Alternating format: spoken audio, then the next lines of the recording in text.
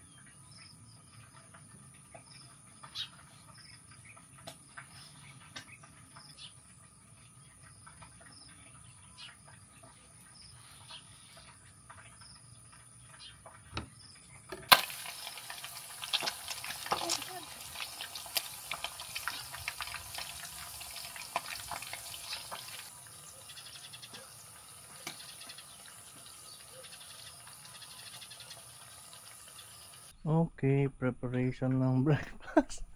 Para daw di siya matakaskan sa mata. Hindi ko naman makita.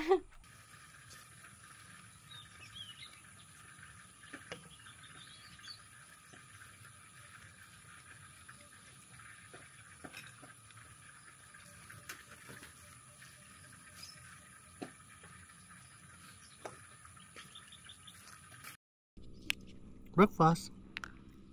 Kain po. Huwag na anak, manggal na lang ngayon. Ito kakat parang hindi malaki yung chop. Cheers. Yes.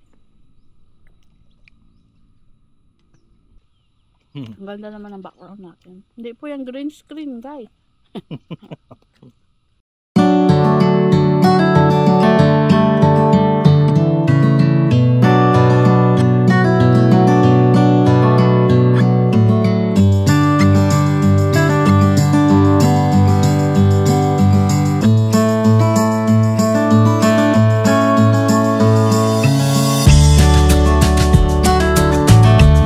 Sabihin natin. Sabihin mo ako na. Ay, nakikita yung legs ko masyado. Pa-check out na kami dito sa Uncle Mike's campsite dito sa Gabaldon, Nueva Ecija. So, magre-recap lang tayo ng mga nagustuhan namin dito sa campsite tsaka ng mga suggestions and recommendations para ganun. To improve pa yung sa campsite. So, yung mga nagustuhan muna natin. Oh, una ka na. Ako, pinaka nagustuhan ko talaga yung ang allowed lang sa campsite ay one group per, ang tawag dito? Per reservation. Per reservation.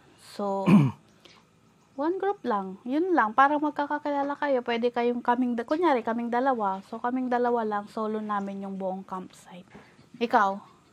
Akong pinaka nagustuhan ko dito, yun din eh. Pag magpapareserve ka, oo. Exclusive lang kung group lang ninyo. At least 1 month yata dun sa preferred date ninyo yung reservation. Pero syempre magtanong muna kayo kasi baka mamaya is puno na nga dahil nga exclusive lang per one group yung reservation. So madami din talagang nagbo-book dito sa Uncle Mike's campsite. Lalo na pag weekend. Yes. Tapos pangalawa, eto, nagustuhan ko dito, meron silang ginawang gazebo dito sa campsite. Ito lang yung covered bukod sa CR. So, parang kahapon, naka-encounter kami ng ulan. Nakita namin na medyo dumidilim. So, nilipat namin dito sa gazebo. Approve. Approve. Ako naman, pangalawang nagustuhan ko dito is yung meron ng ihawan, tapos malakas ang tubig, dito na rin yung hugasan, may mesa na, marami ng monoblocks. So parang ang dadalhin mo na lang talaga yung lulutuin mo, yung tent mo, yung bed mo. Yun, malakas ng tubig, malinis ang CR. Yeah, sobrang Yun. linis ng CR. So yung availability ng water dito, yun yung pangalawa sa nagustuhan ko. Approve. Approve. Siyempre, nabanggit na natin yung CR. Yung cleanliness ng CR. Oo. Ang galing, ang ganda, ang Tapos linis. naka-solar lights lang siya. Oh, solar lights lang siya, so gabi lang siya may ilaw.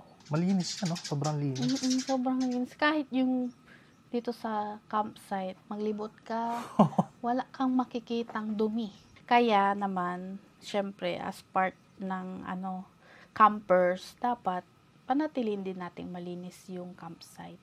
So next na nagustuhan ko dito yung yung may mga mesa. So kung group kayo, pwede kayo dito magkaroon ng birthday celebration. Yes. Kasi may mesa na stainless dito sa gazebo. Tapos meron pang preparation table doon. Tapos meron pa ditong dalawang table na may upuan. Meron pa ata doon banda malapit sa sa swimming pool. Ayun nga. Ayan. May swimming pool din sila. Yun. Pero oo, kailangan nyo silang sabihan kapag gagamit kayo. Syempre may additional charge siya. Approve na approve po Approve. dito. Ako dagdag ko lang yung view. Dito makikita mo yung Kapatagan sa left. Tapos dito sa right may kabundukan. Duk. So doon nagsa-sunrise, dito nagsa-sunset.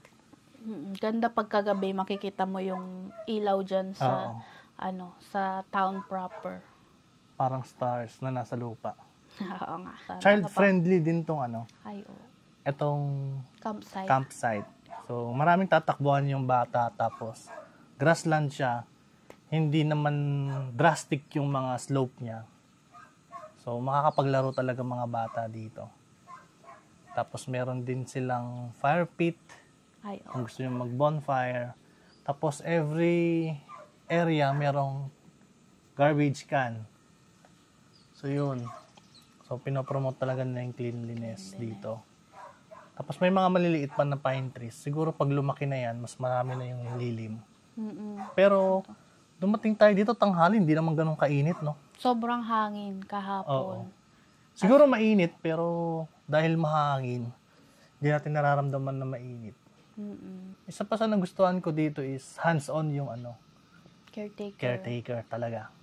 Maya, kinukumusta, Chine-check kami. chine-check. Tapos, next na nagustuhan ko ulit, meron silang pirenovide na 2 outlet for charging. For charging lang siya. Oo. Bawal siya pagsasaksakan ng power station, ng rice cooker, ng mga appliances. Exclusive for charging lang siya ng mga devices. Tapos, ewan ko kung sa iba ay good thing to. Sa akin kasi good thing pa din na connected pa rin ako sa family. Lalo na ganito kaliblib, kayong dalawa lang dito sa campsite.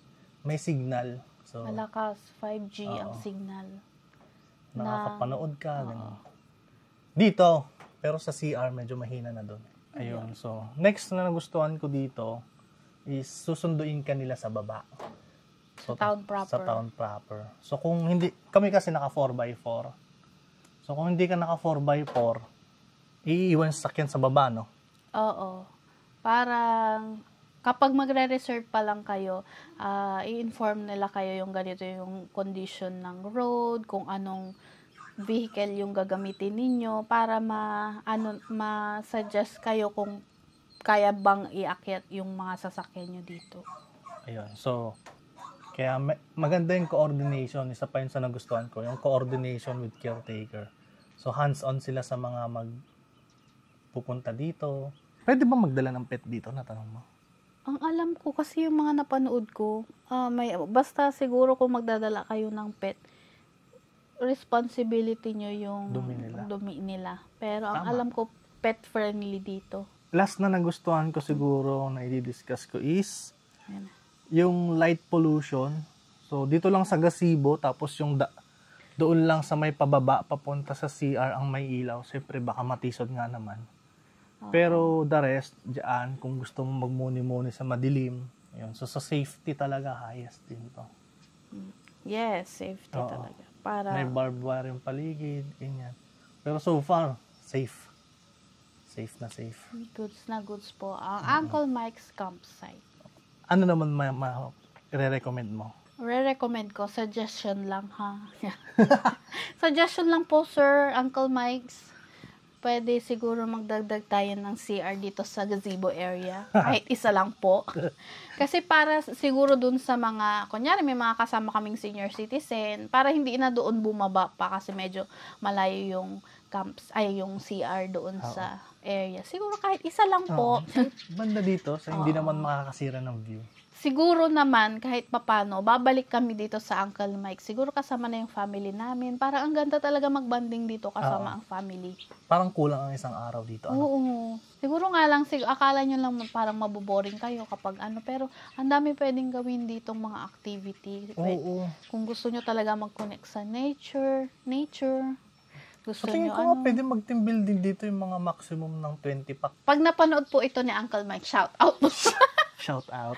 Shout out po. So, hindi lang namin sure kung may recommend namin pumunta dito during rainy season. Medyo mahirap yung daan. Uncle Mike's campsite for the win. Bye! Bye-bye.